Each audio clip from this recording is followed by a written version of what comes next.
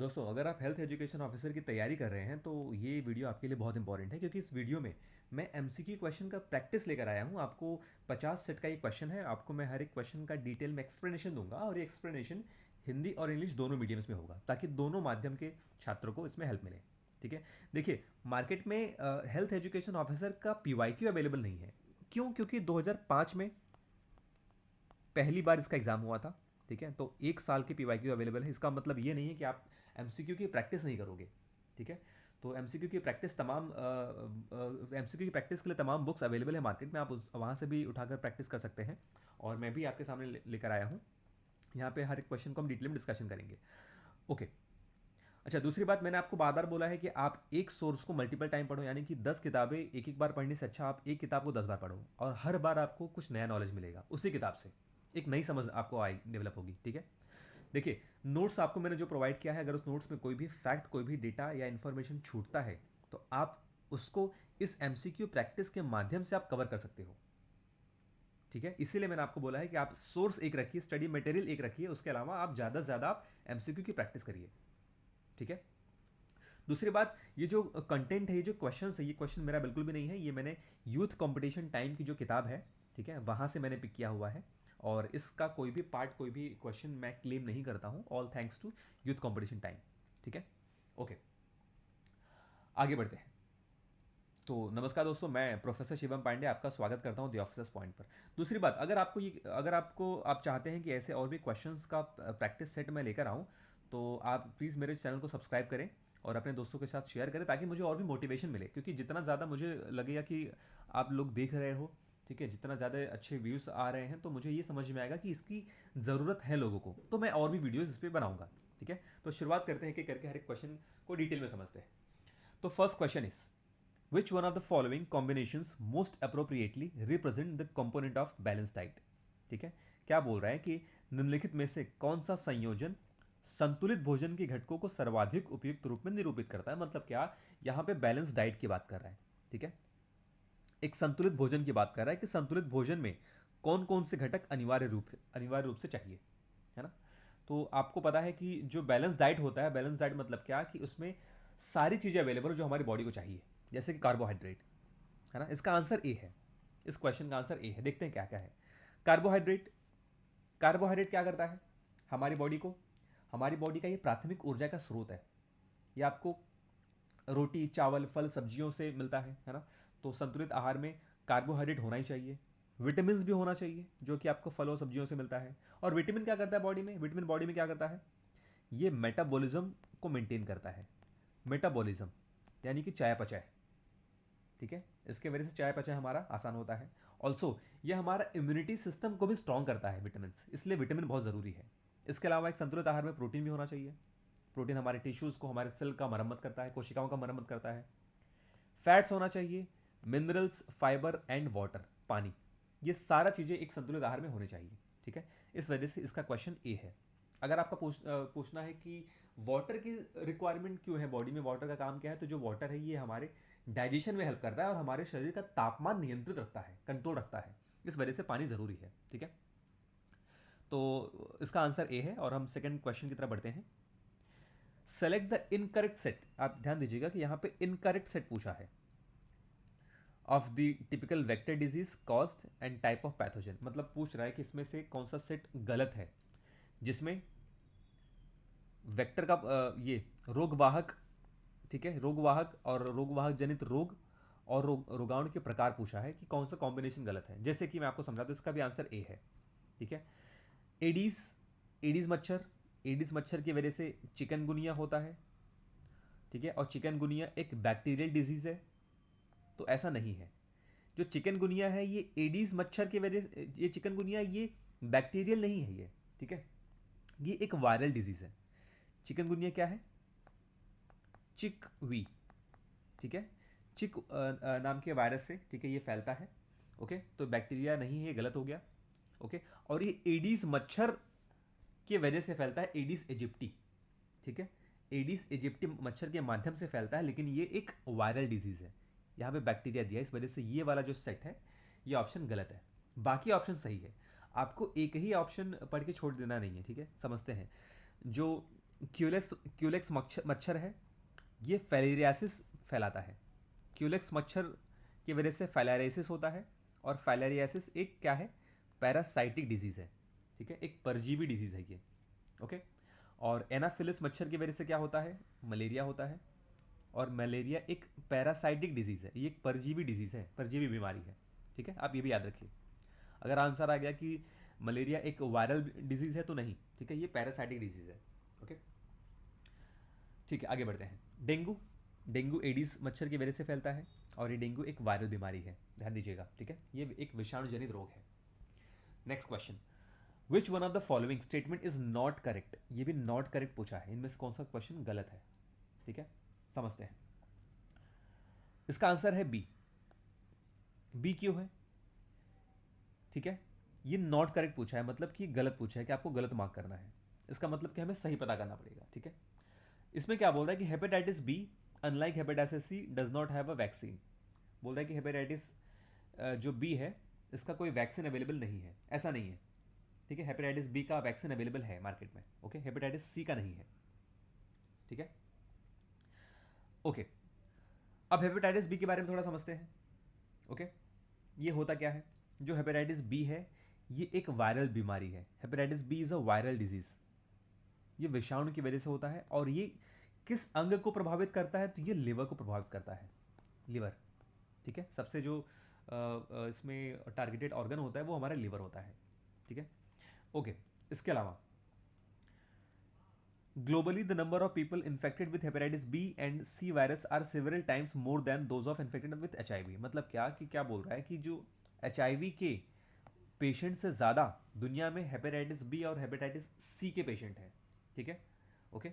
और इस हेपेटाइटिस बीमारी को, इस हेपेटाइटिस बी को हम शांत संक्रमण कहते हैं, ठीक है, क्योंकि ये बहुत बहुत धीरे धीरे और बहुत शांति से फैलता है, ये पता नहीं चलने देता है कि किसी को हेपेटाइटिस बी हुआ भी है, ठीक है। और ये फैलता कैसे है, ये वायरस की वजह से फैलता है, और ये वायरस असुरक्षित यौन संबंधों के द्वारा फैलता है, या जो संक्रमित सुइयाँ हैं, नीडल्स हैं, जो इन्फेक्टेड नीडल्स होती हैं, ठीक है, उनकी वजह से ही फैलता है।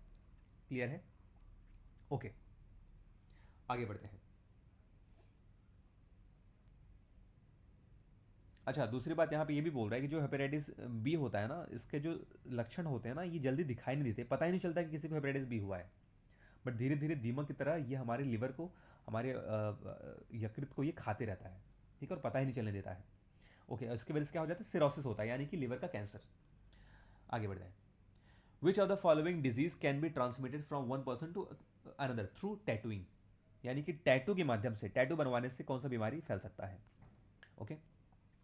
तो इसका जो आंसर है, ये आंसर है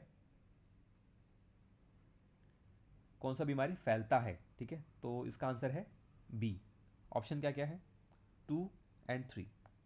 कैसे समझते हैं, देखिए जो चिकनगुनिया है, ये चिकनगुनिया टैटू के माध्यम से नहीं फैलता है, ठीक है, ये एक चिकनगुनिया बेसिकली क्या होता है कि एलर्जी होता है, ये एक विषाणु जनित रोग है ये, और ये मच्छर के काटने से फैलता है।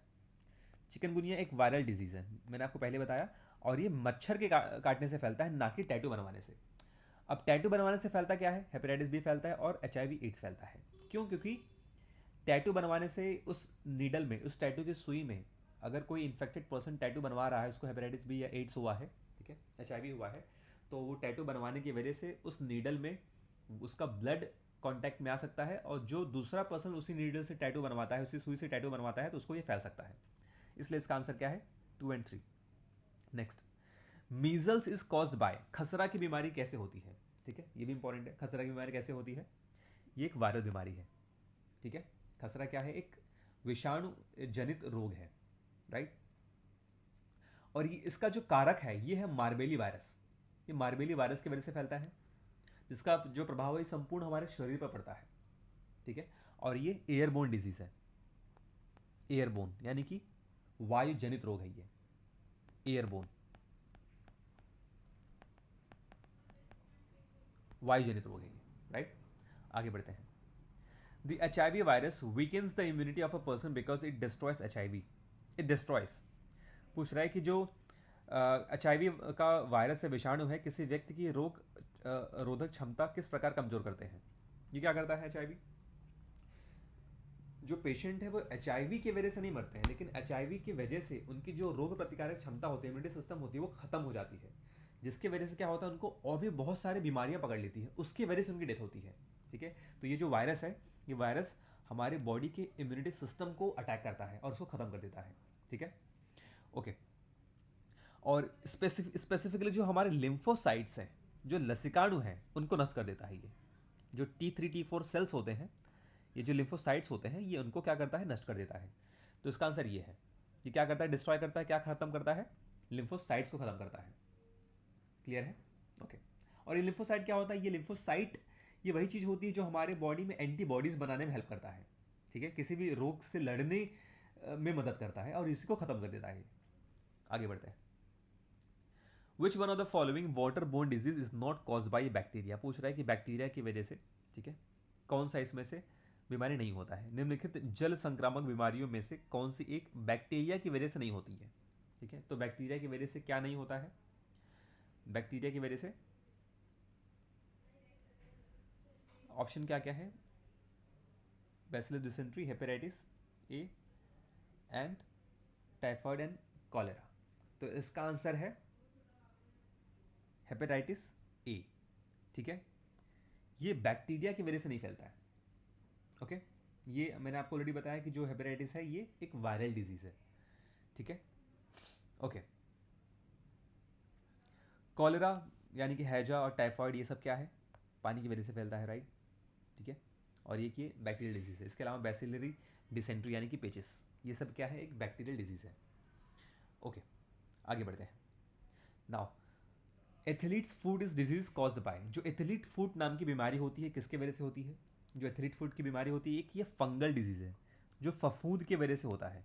ठीक है, देखिए क्वेश्चन ये तो मैंने आपको बता दिया, बट इससे भी बहुत सारे क्वेश्चन निकलते हैं। क्वेश्चन आ सकता है, मैच द कॉलम में आ सकता है, 2-3 बीमारी देगा लेफ्ट में, उसके कॉजेज दे देगा राइट में, उसके कारक दे देगा राइट में, आपको मैच करना है। तो इसलिए आपको याद रखना है कि जो एथलीट फूड है ये कि फंगल डिजीज है। ठीक है, और डेंगू क्या है, एक वायरल डिजीज। इस तरीके से आपको याद रखना है। हालांकि जो नोट्स में है मेरा, उसमें मैं और भी क्वेश्चन अपडेट कर दूंगा, और भी मैं कंटेंट अपडेट कर दूंगा स्पेसिफिकली बीमारियों वाले। ठीक है, ये आपको मैं अलग से प्रोवाइड कर दूंगा। ठीक है, आगे बढ़ते हैं। ओके, अच्छा, अगर इसके बारे में समझे कि एथलीट फूड क्या होता है, तो ये बेसिकली एक चर्म रोग है। ठीक है, ये त्वचा का रोग है। इसमें क्या होता है, जो पैर होता है वो कटने फटने की वजह से मोटा हो जाता है ये। ठीक है, जिसमें खुजली होती है, ये चीज़ें उसमें दिक्कत होती है। ओके, तो ये कि ये फंगल डिजीज़ है। ओके, नेक्स्ट, इसमें दो लिस्ट दिया है, लिस्ट 1 है और ये लिस्ट 2 है। ठीक है, थोड़ा सा आपको इसमें समझना पड़ेगा, बिकॉज ये जो कंटेंट है यहाँ पे आ नहीं पाया, तो आप ऐसा समझिए, लिस्ट 1 लिस्ट 2 को उसमें मैच करना है। तो क्या पूछ रहा है कि लिस्ट 1 में दिया है रोग के बारे में और लिस्ट 2 में दिया है इसके कारक के बारे में। ठीक है, तो मैच करके देखते हैं। ओके, जो खैरा रोग है, ठीक है, जो खैरा रोग है ये जिंक की डिफिशियंसी की वजह से होता है। ओके, तो ए का क्या है, 4। खैरा रोग जिंक डेफिशिएंसी की वजह से होता है, यानी कि जस्ते की कमी की वजह से होता है शरीर में। ठीक है, जस्ते की अम्लानता के कारण होता है। ओके, जो एनीमिया होता है ये है जस्ता वाला, है ना, इसका ये है 1 ए। और जो एनीमिया होता है ये बॉडी में आयरन की डिफिशियंसी यानी कि लौह की अम्लानता की वजह से होता है। ठीक है, आयरन की डिफिशियंसी की वजह से होता है। और जो ग्वाइटर यानी कि गलघोंघा होता है ये किसकी वजह से होता है, आयोडीन की डिफिशियंसी की वजह से, यानी कि आयोडीन की कमी की वजह से होता है। और स्कर्वी, स्कर्वी किसकी डिफिशियंसी की वजह से होता है, विटामिन सी की डिफिशियंसी की वजह से होता है। ठीक है, तो ये इसका पूरा मैच है, आप इसे इस तरीके से याद रख सकते हैं। खैरा जिंक की डिफिशियंसी, अनीमिया आयरन की, ग्वाइटर आयोडीन की, और स्कर्वी विटामिन सी की कमी के कारण होता है। तो ये रहा क्वेश्चन, आगे बढ़ते हैं। और इसका जो आंसर है वो आंसर है डी, 4321। ठीक है, 4321। नेक्स्ट, फिर से यहाँ पे दो लिस्ट दिया है, एक लिस्ट 1 है जो एयर पोल्यूटेंट है यानी कि वायु प्रदूषक है, और जो लिस्ट 2 है वो क्या है, अफेक्टेड या प्रभावित अंग है। ठीक है, शरीर का कौन सा अंग प्रभावित होता है इस पोल्यूशन की वजह से। ओके, तो फर्स्ट है एस्बेस्टस डस्ट। जो एस्बेस्टस की धूल होती है, जो एस्बेस्टस की धूल होती है उसकी वजह से हमारा हमारा लंग्स, हमारे फेफड़े खराब होते हैं, फेफड़े प्रभावित होते हैं। ठीक है, तो ए का क्या आंसर होगा, 3। और जो लेड है यानी कि शीशा, ठीक है, शीशा की वजह से हमारा ये मस्तिष्क पे प्रभाव पड़ता है। ठीक है, किस पे? मस्तिष्क पे। इसका है 1। और मर्क्यूरी, मर्क्यूरी की वजह से हमारा जो पेट है, ठीक है, हमारा जो स्टमक है वो अफेक्टेड होता है। और जो कार्बन मोनोऑक्साइड है जिसकी वजह से हमारा ब्लड स्ट्रीम यानी कि हमारी रक्त धाराएं प्रभावित होती है। ठीक है, ये इसका आंसर है। 3124 किस में दिया है? 3124 ऑप्शन है बी। क्लियर है? आगे बढ़ते तो देखिए, ये हालांकि फैक्चुअल है, फैक्ट तो इसमें ज़्यादा है, लेकिन आपको याद करना पड़ेगा। ऐसे क्वेश्चन आते ही आते हैं। आप पीवाईक्यू भी उठाकर देख लीजिए, ऐसे क्वेश्चन ही बने हुए हैं। ठीक है, next, people drinking water from a shallow hand pump are likely to suffer from all of the following disease except. क्या पूछ रहा है कि जो छिछले हैंड पंप होते हैं, ठीक है, उससे पानी पीने वाले लोगों को नीचे लिखे सभी रोगों की होने की संभावना है किसके सिवाय। मतलब क्या पूछ रहा है कि अगर आप छिछले हैंड पंप से अगर आप पानी पीते हैं, उनमें से आपको कौन सा रोग नहीं होगा। ठीक है, इससे कौन सा रोग नहीं होगा ये देखते हैं। इससे आपको फ्लोरोसिस नहीं होगा। इसका आंसर है डी। समझिए, समझते कैसे? जो छिछला यानी कि जो शैलो हैंड पंप होता है, तो उस हैंड पंप में आपको बहुत सारे बैक्टीरिया और वायरस मिलेंगे, क्योंकि उसका पानी बहुत नीचे नहीं, गहराई में नहीं होता है। अगर पानी गहराई में होगा तो वो शुद्ध होगा। ठीक है, अगर पानी बहुत ऊपर है तो इसमें बहुत सारे बैक्टीरिया वायरस उसमें आ जाते हैं, जिसकी वजह से आपको हैजा भी होगा, कॉलरा भी होगा, टाइफाइड भी होगा, जॉन्डिस भी होगा, लेकिन आपको फ्लोरोसिस नहीं होगा। क्यों? क्योंकि फ्लोरोसिस ये गहरे पानी में पाया जाता है। ठीक है, फ्लोरोसिस होता है फ्लोरीन की वजह से, और फ्लोरीन गहरे पानी में पाई जाती है, और ये छिछले पानी की बात कर रहा है, इस वजह से इसका आंसर है डी। आगे बढ़ते हैं। Myopia is the disorder of which organ. पूछ रहा है कि मायोपिया किस अंग का दोष है। तो मायोपिया ये हमारे आंख का दोष है, आई डिजीज है। ठीक है, मायोपिया। ओके, मायोपिया मतलब क्या होता है? Near sightedness. ठीक है, इसे आप कह सकते हैं मायोपिया मतलब क्या? Near sightedness. मतलब कि इसे आप कह सकते हैं निकट दृष्टि दोष। मायोपिया मतलब निकट दृष्टि दोष। राइट, ये है निकट दृष्टि दोष। इसमें दिक्कत क्या होता है? ठीक है, जो निकट दृष्टि दोष के पेशेंट होते हैं, इनको दूर की वस्तुएं नहीं धुंधली दिखाई देती है और नज़दीक वाली साफ दिखाई देती है। इसके अलावा एक है मेट्रोपिया। ठीक है, मायोपिया के अलावा क्या है? मेट्रोपिया। ठीक है, ये क्या होते हैं? ये दूर दृष्टि दोष होता है। ओके, इसमें क्या होता है? ओके, इसमें क्या होता है? उनको नज़दीक की चीज़ें नहीं दिखाई देती, लेकिन दूर की चीज़ें दिखाई देती है। तो इसको हम ठीक कैसे कर सकते हैं? ये लेंस के द्वारा। ठीक है, ये लेंस के द्वारा इसे ठीक किया जा सकता है। चश्मा पहन के इसे ठीक किया जा सकता है। ओके, आगे बढ़ते हैं। Cancer is more common in older people because. Cancer जो वृद्ध लोग होते हैं उनमें ही आम होता है, अधिक आम होता है। क्यों? रीज़न क्या है? इसका आंसर देखते हैं। इसका रीज़न ये है कि they have accumulated more mutations. मतलब क्या कि उनमें अधिक मात्रा में उत्परिवर्तन संचित हो गए होते हैं। ठीक है, म्यूटेशन मतलब क्या होता है? Sudden change in genes. मतलब कि जीन्स में जो हमारे जीन्स हैं, ठीक है, उसके अंदर अचानक बदलाव। तो जो वृद्ध लोग होते हैं उनमें ये बदलाव की संभावना बहुत ज़्यादा होती है, इस वजह से उनको कैंसर होने की संभावना ज़्यादा होती है। ठीक है, okay, next, arthritis in joints is caused by deposit of. जो आर्थराइटिस होता है ये किसके वजह से होता है पूछ रहा है। ठीक है, शरीर के जोड़ों में गठिया रोग, आर्थराइटिस मतलब गठिया रोग, किसके जमाव की वजह से होता है? तो जो ये गठिया रोग होता है ये होता है यूरिक एसिड के जमाव की वजह से। अगर शरीर में यूरिक एसिड जमा होने लगेगा, ठीक है, तो गाठिया होता है। मतलब क्या? जो हमारा शरीर है, ठीक है, जो हमारे शरीर का किडनी है, किडनी अगर ज़रूरत से ज़्यादा या ज़रूरत से कम यूरिन का प्रोडक्शन करने लगे, यानी कि मूत्र का प्रोडक्शन करने लगे, तो गठिया होने की संभावना बहुत ज़्यादा होती है। ठीक है, तो ये यूरिक एसिड के जमाव की वजह से क्या होता है? गठिया। याद रखिएगा, इंपॉर्टेंट है। Next, brides disease affects which part of the body. पूछ रहा है कि जो ब्राइट्स बीमारी है, ब्राइट्स जो रोग है, वो किस अंग को, किस भाग को प्रभावित करता है। ओके, तो किसको प्रभावित करता है? ये प्रभावित करता है हमारे किडनी को, ठीक है। इसमें क्या होता है, किडनी इन्फ्लामेशन होता है, यानी क्या कि किडनी फूल जाती है, इन्फ्लामेशन, ठीक है, किडनी को प्रभावित करता है। Next, blue baby syndrome is due to the presence of which of the following in the blood.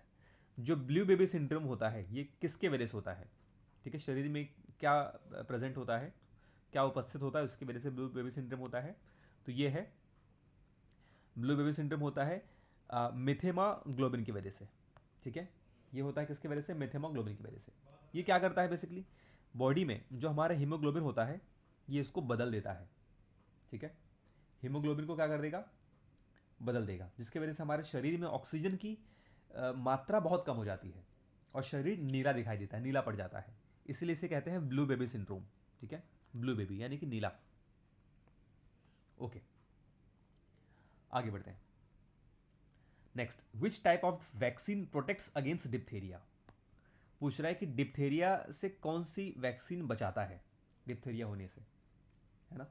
इसका आंसर है टॉक्सॉइड की जो वैक्सीन, जो टॉक्सॉइड वैक्सीन है, टॉक्साइड अगर आप टीका लगाते हैं, ठीक है, तो उससे डिप्थेरिया नहीं होता। ओके, डिप्थेरिया बेसिकली होता क्या है, ये एक बैक्टीरियल डिजीज है, ये भी याद रखिए। डिप्थेरिया कैसी बीमारी है, ये एक बैक्टीरियल डिजीज है, बैक्टीरिया जनित रोग है ये।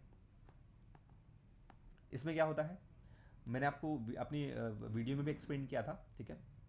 इसमें क्या होता है, गले में और नाक में, ठीक है, एक एक झिल्ली, एक मेम्ब्रेन बैठ जाता है, ठीक है, जिसकी वजह से क्या होता है, गले को ये प्रभावित करता है, ये डिप्थेरिया की बीमारी, ठीक है, diphtheria. Okay, next, what is MRI. MRI क्या होता है, एमआरआई क्या है, एमआरआई एमआरआई के बारे में आप जानते हैं, एमआरआई लोग कराते हैं, जिससे क्या होता है, ये 3D इमेजिंग दिखाता है हमारे शरीर की, हमारे शरीर के जो भीतरी अंग है उसका 3D इमेज बना के दिखाता है, जिससे क्या होता है, बीमारी का पता लगाने में आसानी होती है कि हमारे शरीर का कौन सा भाग प्रभावित है, ठीक है। तो एमआरआई का फुल फॉर्म क्या है, इसका फुल फॉर्म है मैग्नेटिक रेजोनेंस इमेजिंग, ये इंपॉर्टेंट भी है, ठीक है। एमआरआई का फुल फॉर्म क्या है, magnetic resonance imaging. Okay, next, the medical test caused for dengue fever is. Dengue बुखार के का पता लगाने के लिए कौन सा टेस्ट, कौन सा परीक्षण कराया जाता है, ये पूछ रहा है। तो डेंगू बुखार का पता लगाने के लिए हम टर्निक्वेट टेस्ट करते हैं, ठीक है। टर्निक्वेट टेस्ट हम करते हैं किसके लिए, डेंगू बीमारी का पता लगाने के लिए। और जो ये एलिजा टेस्ट है ये कोविड-19 का पता लगाने के लिए होता है, ठीक है, कोविड-19 के लिए हो गया। ओके, और जो सीडी काउंट, ये सीडी जो काउंट है ये किसके लिए होता है, ये होता है एचआईवी के लिए, एचआईवी का पता लगाने के लिए सीडी काउंट का परीक्षण किया जाता है, ठीक है। और जो विडाल टेस्ट है ये किस लिए होता है, आप ये मुझे कमेंट करके बताइए, ठीक है, विडाल टेस्ट, ठीक है। अच्छा, ठीक है, जिनको नहीं बताया मैं उनको बता भी देता हूँ और आप मुझे कमेंट भी कर सकते हैं। तो विडाल टेस्ट किस लिए होता है, ये टाइफॉइड के लिए होता है, टाइफॉइड का बीमारी का पता लगाया जाता है विडाल टेस्ट से, ठीक है, टाइफॉइड, ये काफ़ी इंपॉर्टेंट है। ओके, आगे बढ़ते हैं। इलेक्ट्रॉन रे therapy is a type of radiation therapy by which the treatment of, मतलब कि इलेक्ट्रॉन रे जो थेरेपी होती है, इलेक्ट्रॉन किरण चिकित्सा होती है, ये इससे किसका उपचार किया जाता है, कौन से रोग का उपचार किया जाता है। ओके, तो जो इलेक्ट्रॉन का ये इलेक्ट्रॉन रे थेरेपी यानी कि इलेक्ट्रॉन किरण चिकित्सा होता है, जिसके वजह से हम क्या करते हैं, कैंसर का पता लगाते हैं, पता नहीं लगाते, उससे कैंसर का ट्रीटमेंट होता है, उपचार किया जाता है, ठीक है। ये क्या करता है, ये जो सेल्स होते हैं, जो कैंसर के जो ट्यूमर होता है उसको ये तोड़ता है, उसको ब्रेक करता है, ये इस इलेक्ट्रॉन रे की वजह से, ठीक है, इसको ये किरणें इसको तोड़ती है। नेक्स्ट, यहाँ पे अगेन दो लिस्ट दिया है, मैच लिस्ट 1 एंड लिस्ट 2, ठीक है। इसमें क्या पूछ रहा है, लिस्ट 1 में क्या दिया है और लिस्ट 2 में क्या दिया है। लिस्ट 1 में दिया है डॉक्टर के स्पेशलिटी दी है, और लिस्ट 2 में क्या दिया है, उसका ऑर्गन, बॉडी का ऑर्गन दिया है, मतलब किस बॉडी के किस अंग के लिए कौन सा उसका टर्म है, उसका कौन सा ये विषय है, ठीक है। तो जो कार्डियोलॉजिस्ट होते हैं कार्डियोलॉजिस्ट किस अंग को देखते हैं, किस अंग के विशेषज्ञ होते हैं? तो कार्डियोलॉजिस्ट होते हैं हार्ट के, आप इनमें मार्क कर सकते हैं 3। नेफ्रोलॉजिस्ट किसके होते हैं? किडनी के, ठीक है, क्योंकि नेफ्रॉन मैंने आपको बताया, नेफ्रॉन क्या होता है? नेफ्रॉन इकाई है किडनी की, है ना। तो नेफ्रोलॉजिस्ट किसके देखेंगे? गुर्दा, किडनी। यूरोलॉजिस्ट, यूरोलॉजिस्ट किसके होते हैं? यूरिनरी ट्यूब के होते हैं, ठीक है, मूत्र नलिका के होते हैं। और अक्यूलिस्ट, अक्यूलिस्ट आँख के इस विशेषज्ञ होते हैं, अक्यूलिस्ट आँख के। तो 3 4 2 1 आपको कहाँ दिख रहा है? और इसका ऑप्शन है, आंसर है ए, है ना, 3 4 2 1। आगे बढ़ते हैं। One advantage of sexual reproduction over asexual reproduction, ठीक है, is that it helps species to survive over long evolutionary time. This is because sexual reproduction produces, क्या बोल रहा है कि जो सेक्सुअल रिप्रोडक्शन है, यानी कि जो लैंगिक जनन है, ठीक है, उसका लाभ क्या है, ये पूछ रहा है बेसिकली, ठीक है। लैंगिक जन्म का क्या पूछ रहा है? जनन का क्या पूछ रहा है? लाभ है, लाभ क्या पूछ रहा है, ठीक है। ऐसा क्या है लैंगिक जनन में, लैंगिक जनन में, ठीक है, जिसके वजह से जो स्पेशीज का प्रोडक्शन होता है, ठीक है, वो दीर्घ काल तक ये रहते हैं, उनको हेल्प करता है लंबे समय तक चलने में। तो इसका आंसर है, इसका जो आंसर है वो है D, more variation in offsprings, यानी कि संततियों में अधिक विभिन्नता होती है। समझते कैसे? देखिए, जो लैंगिक जनन होता है, यानी जो सेक्सुअल ये प्रोडक्शन होता है, सेक्सुअल रिप्रोडक्शन होता है, इसमें मेल और फीमेल दोनों गैमेट्स इसमें इन्वॉल्व होते हैं, है ना। मतलब माता का जीन और पिता का जीन, ये दोनों जीन्स इसमें क्या होती है, का मिलन होता है, जिसकी वजह से वैरायटी ज़्यादा होती है, ठीक है, यानी कि विविधता ज़्यादा होती है। और ज़्यादा विविधता होगी तो वो जो ऑफस्प्रिंग होगा, वो जो बच्चा होगा, ठीक है, वो लंबे समय तक चलेगा। तो ये एक फ़ायदा है सेक्सुअल रिप्रोडक्शन का, यानी कि लैंगिक जनन का, ठीक है। आगे बढ़ते हैं। 123, who among the following shared the Nobel prize in 1962, ठीक है, with Francis Crick and James Watson for the discovery concerning the molecular structure of the nucleic. क्या पूछ रहा है? इनमें से किसको नोबेल प्राइज मिला हुआ था, ठीक है, न्यूक्लिक अम्लों की संरचना से संबंधित शोध के लिए? ओके, देखते हैं। तो इसका जो आंसर है वो आंसर है Maurice Hughes and Frederick Wilkins, इन दोनों को मिला हुआ था नोबेल प्राइज इस चीज के लिए, ठीक है। आगे बढ़ते हैं। More men may suffer from colour blindness in comparison to women, because पूछ रहा है कि स्त्रियों की तुलना में अधिक पुरुष, अधिक पुरुष वर्णांधता से पीड़ित हो सकते हैं। मतलब क्या कि पुरुषों में वर्णांधता ज़्यादा होती है, स्त्रियों में कम होती है, ऐसा क्यों, ठीक है। तो जिसका जो आंसर है वो आंसर है C, they have only 1 X chromosome. बोल रहा है कि पुरुषों में सिर्फ एक ही एक्स क्रोमोजोम होता है, जबकि स्त्रियों में 2 एक्स क्रोमोजोम होते हैं, ठीक है। और ये जो वर्णांधता है, ये एक्स क्रोमोजोम को प्रभावित करता है, और अगर एक ही एक्स क्रोमोजोम है वो प्रभावित हो गया तो वर्णांधता हो जाएगा, है ना, यानी कि कलर ब्लाइंडनेस हो जाएगा। लेकिन स्त्रियों में क्या होता है कि 2 एक्स क्रोमोजोम है, एक अगर प्रभावित हो गया तो दूसरा तो काम करेगा, इस वजह से उनमें संभावना कम होती है। अच्छा, ये वर्णांधता यानी कि कलर ब्लाइंडनेस मतलब क्या होता है? आप ग्रीन एंड रेड कलर पहचानने में आपको दिक्कत होती है, ठीक है, आपको दिक्कत होती है। आगे बढ़ते हैं। जेनेटिक्स डील्स विथ, जेनेटिक्स किसका अध्ययन है? ओके, तो जेनेटिक्स अध्ययन किसका है? हेरिडिटरी एंड वेरिएशंस का, यानी कि अनुवांशिकता और विचरण का अध्ययन है जेनेटिक्स, ठीक है।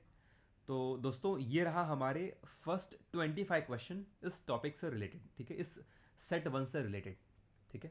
और बाकी जो अनदर 26 to 51 क्वेश्चन है, ये मैं दूसरी वीडियो में अपलोड करूँगा, तो आप वहाँ से देख सकते हैं, ठीक है, क्योंकि ये वीडियो अपने आप में काफ़ी लंबा हो जा रहा है, ठीक है। तो अगर आपको और भी सेट्स चाहिए तो प्लीज़ सब्सक्राइब द चैनल।